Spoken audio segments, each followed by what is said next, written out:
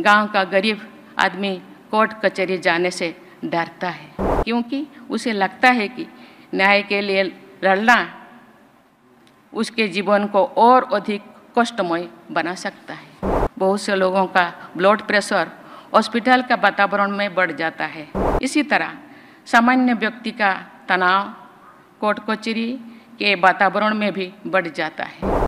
इसका अध्ययन करके इस स्थिति को शायद ब्लैक कोट सिंड्रोम का नाम दिया जा सकता है। देवियों और स्वजनों, जोहार, नमस्कार। खबरें जो रहती हैं चर्चा में, खबरें जिस पर बातें होती रहती हैं, खबरें जो जानना ज़रूरी है, ऐसे ही कुछ नवीनतम ताज़ा खास खबरों में से कुछ खबरों पर आइए नज़र डालते हैं, रूबरू होते हैं वो अभी चर्चा के केंद्र में बनी हुई हैं।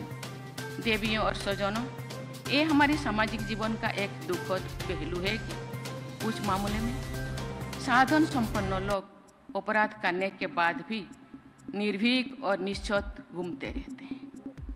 जो लोग उनके अपराधों से पीड़ित होते हैं वे डरे से में रहते हैं, मानो उन्हीं विचारों ने कई अपराध कर दिया है। महिला पीड़िताओं की स्थिति और भी खराब होती है, क्योंकि प्रायः समाज के लोग भी उनके साथ नहीं देते। कभी कभी मेरा ध्यान कारावास कट रही माताओं के बच्चों तथा बाल अपराधियों की ओर भी चला जाता है। उन महिलाओं के बच्चों के सामने पूरा जीवन पड़ा है। ऐसे बच्चों के स्वास्थ्य और शिक्षा के लिए क्या किया जा रहा है, इस विषय पर आकलन और सुधार हमारी प्राथमिकता होनी चाहिए। बाल अपराधी भी अपने जीवन के आरंभिक चरण में होते हैं। उनके चिंतन और मानसिक स्वास्थ्य में सुधार के उपाय करना, उन्हें जीवन यापन हेतु लाभकारी कौशल प्रदान करना एवं उन्हें निःशुल्क कानूनी सहायता उपलब्ध कराना भी हमारी प्राथमिकता होनी चाहिए। मैंने देखा है कि गांव का गरीब आदमी कोर्ट कचहरी जाने से डरता है। वो बहुत मजबूरी से ही अदालत की न्याय प्रक्रिया में भागीदार बनता है। प्रायः वो अन्याय को चुपचाप सहन कर जाता है, क्योंकि उसे लगता है कि न्याय के लिए लड़ना उसके जीवन को और अधिक कष्टमय बना सकता है। उसके लिए एक बार गांव से दूर अदालत तक जाना ही बहुत बड़े मानसिक और आर्थिक दबाव का कारण बन जाता है।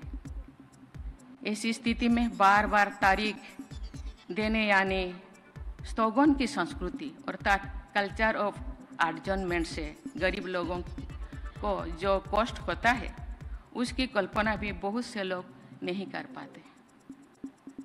इस स्थिति को बदलने के हर संभव प्रयास किया जाना चाहिए। हम लोग व्हाइट कोट हाइपरटेंशन के बारे में जानते हैं और सुनते हैं। बहुत से लोगों का ब्लड प्रेशर हॉस्पिटल का वातावरण में बढ़ जाता है। मुझे लगता है कि इसी तरह सामान्य व्यक्ति का तनाव कोर्ट कचहरी के वातावरण में भी बढ़ जाता है। इसका अध्ययन करके इस स्थिति को शायद ब्लैक कोट सिंड्रोम का नाम दिया जा सकता है।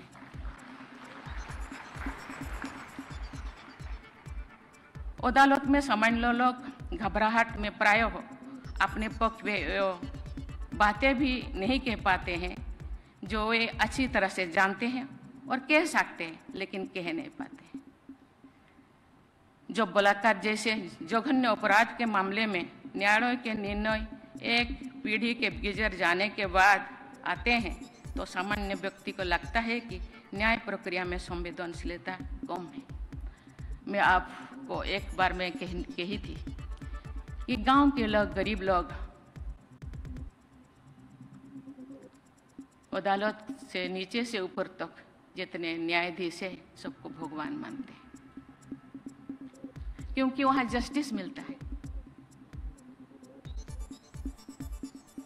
साधारण में एक कहावत है, भगवान के घर देर है लेकिन अंधेरा नहीं।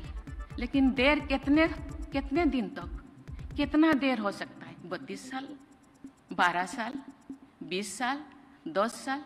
हम लोगों को सोचना चाहिए।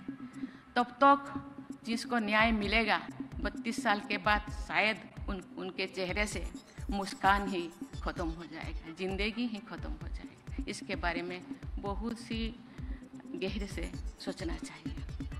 मुझे ये देखकर बहुत प्रसन्नता हुई है कि उच्चतम न्यायालय ने भारतीय नागरिक सुरक्षा संहिता के उस प्रावधान को रेट्रोस्पेक्टिव इफेक्ट से लागू करने का आदेश दिया है, जिसके तहत पहली बार अभियुक्त हुई तथा नियम अधिकतम कारावास की 1/3 अवधि काट चुके लोगों को जमानत पर रिहा करने की व्यवस्था की गई है। मैं आशा करती हूँ कि आपराधिक न्याय की नई व्यवस्था की इसी तत्परता के साथ लागू करके हमारी न्यायपालिका न्याय के एक नए युग का सूत्रपात जरूर करेंगे। भारत के मुख्य न्यायाधीश महोदय ने सभी नागरिकों के लिए न्याय तक पहुंचने सुनिश्चित करने का संकल्प के साथ इस सम्मेलन का आयोजन कराया है। न्याय सुलभ करने का ये संकल्प सिद्ध हो, इसी शुभेच्छा के साथ मैं अपनी वाणी को विराम देती हूँ। जय हिंद, जय भारत।